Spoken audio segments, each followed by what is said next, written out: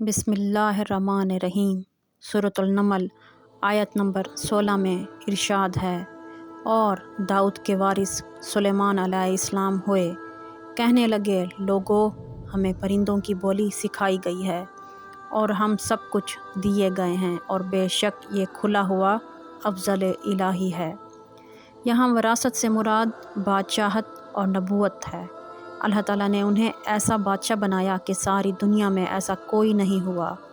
आप से बढ़कर बादशाहत भी किसी की ना हो सकी, क्योंकि सुलेमान अलैहिस्सलाम ने खुद ये दुआ की थी कि इलाही मुझे ऐसी सल्तनत अता फरमा जो मेरे बाद किसी के शायान शान ना हो, और मुझे एक ऐसा मुल्क अता फरमा जो मेरे सिवा किसी और शख्स के लायक ना हो। तू बड़ा ही देने वाला है। बस हमने हवा को उनके ताबे कर दिया, और वो आपके हुक्म से जहाँ आप चाहते नरमी से आपको वहाँ पहुँचा दिया करती थी, और ताकतवर जिन्नों को भी आपका मातहत कर दिया गया। हर इमारत बनाने वाले को, गौताखोर को और दूसरे जिन्नात को भी जो जंजीरों में जकड़े रहते, आपका मातहत बना दिया गया। जिन हज़रत सुलेमान अलैहिस्सलाम के हुक्म से बुलंदो बाला इमारात तामीर करते, आपके हुक्म से जिन्नात दरियाओं और समंदरों में गौता लगाकर हीरे जवाहरात और कीमती पत्थर निकालते थे। दूसरे काम जो आम आदमी इंसान की ताकत से ज़्यादा होते थे, वो आप जिन्नों की मदद से लिया करते थे। और जो जिन आपका हुक्म ना मानते या आपको तंग करते या किसी काम में रुकावट डालते, तो आप उन्हें जंजीरों में जकड़कर कैद खाने में डाल देते थे। और ये अल्लाह की तरफ से आप पर बहुत बड़ा इनाम और एहसान था। अल्लाह ने हज़रत सुलेमान अलैहिस्सलाम को जिन्नों पर कब्ज़ा और इख्तियार दे दिया और फरमाया कि आपकी मर्ज़ी, आप इन्हें सज़ा दें या दरगुजर करें। जो जिन आपकी नाफरमानी करते, आप उन्हें भड़काती हुई आग का मज़ा चखाते थे। सूरत सबा आयत नंबर 13 में अल्लाह ताला कुरान पाक में इरशाद फरमाते हैं कि जो कुछ सुलेमान अलैहिस्सलाम चाहते, जिन्नात वो तैयार कर देते।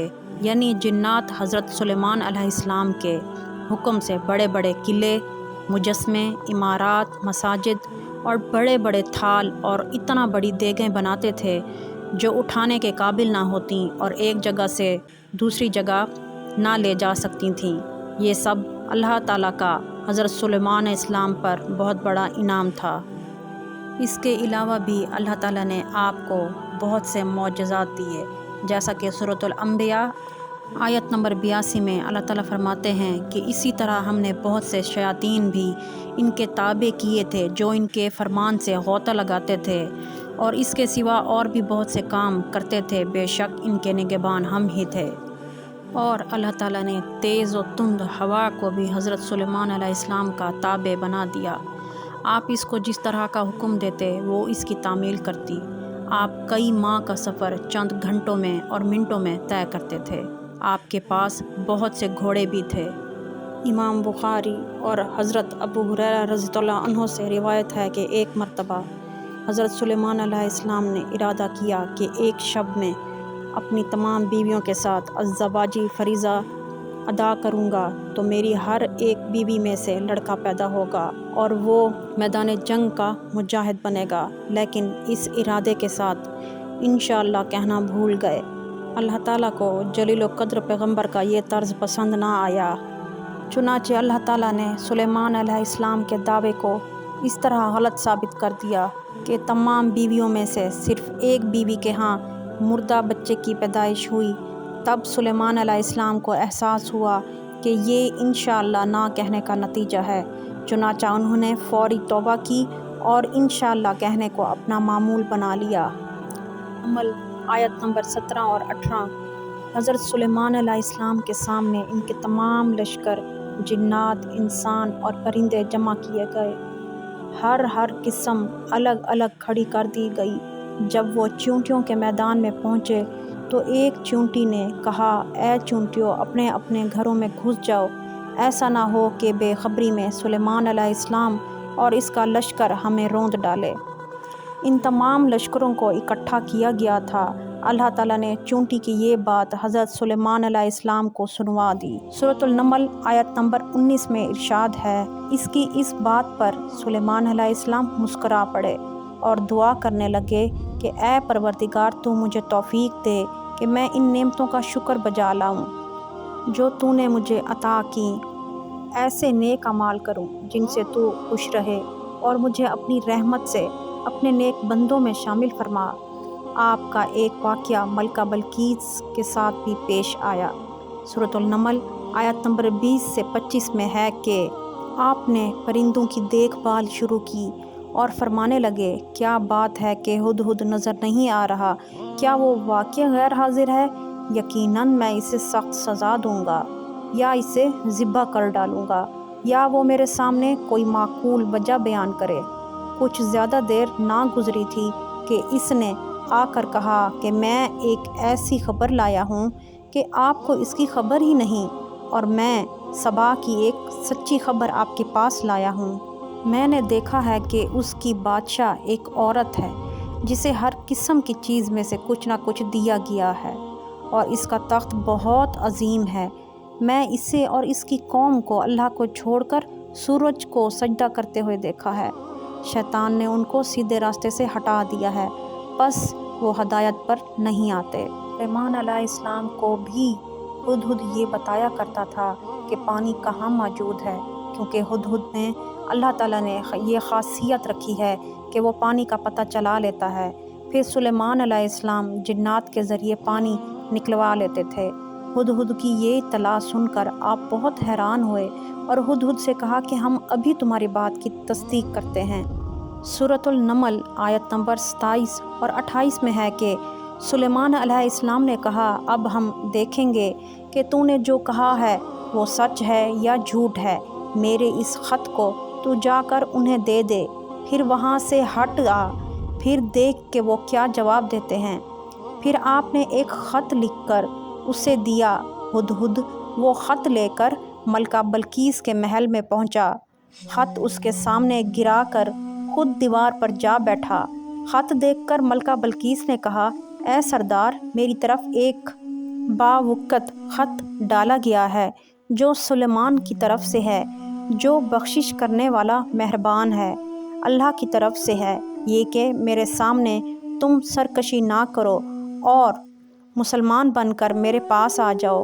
اور ملکہ بلقیس نے کہا، اے میرے سردارو، تم اس معاملے میں مجھے مشورہ دو۔ ان سب سرداروں نے جواب دیا کہ اے ملکہ، ہم بڑے لڑائی کرنے والے اور بھیڑنے والے ہیں، باقی آپ کو اختیار ہے۔ ملکہ بلقیس یہ اندازہ کرنا چاہتی تھی کہ سلیمان علیہ السلام کس قسم کے بادشاہ ہے، چنانچہ انہوں نے فلسطین کی طرف بے شمار تحائف روانہ کیے تاکہ لڑائی کی نوبت نہ آئے۔ لیکن جب تحائف سلیمان علیہ السلام کے پاس پہنچے تو سلیمان علیہ السلام غضبناک ہو گئے۔ آپ نے قاصد کو کہا کہ کیا تم مجھے مال و دولت سے مدد دینا چاہتے ہو؟ مجھے تو میرے رب نے اس سے بہت بہتر نوازا ہے، بس تم اپنے تحفے سے خوش رہو اور واپس لوٹ جاؤ۔ ہم ان کے مقابلے پر وہ لشکر لائیں گے جن کے سامنے لڑنے کی تم میں طاقت نہیں، بس ہم انہیں ذلیل واپس کر کے لٹائیں گے۔ قاصد نے ملکہ بلقیس کے سامنے جا کر ساری حقیقت بیان کر دی۔